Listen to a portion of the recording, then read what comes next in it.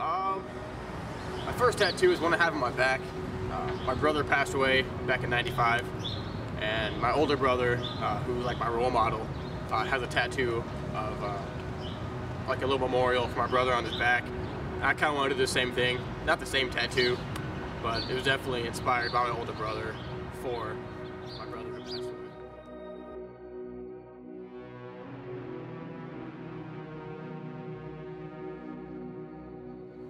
This kind of represents, if you can see, that the American flag is underneath my skin. Skin's being torn away, and then instead of like blood or muscle and any other body, it's the American flag. And I feel that this represents, I want it for my patriotism and then the lineage we have in my family who served in the military, because we date back pretty far.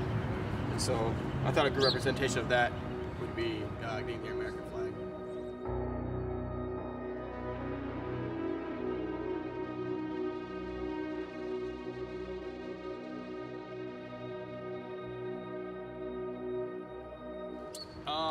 I got my first tattoo because I got it right after both my grandparents, two of my grandparents passed away.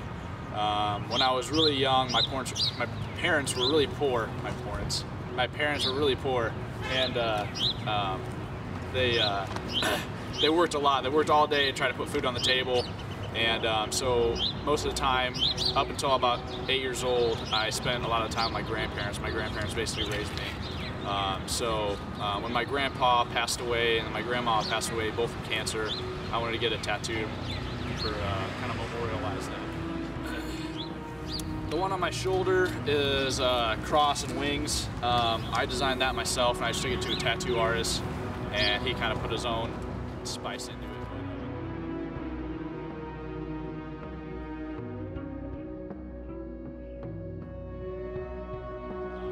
That one I just kind of got just because I drew that one up because I always felt like my grandma, well, there's one point in my life where I had fallen asleep on the highway driving my car, and I had a dream that my grandma was waking me up from sleep when I was a little kid. She told me to wake up. She whispered in my ear, and I woke up and I was already swerving off the road.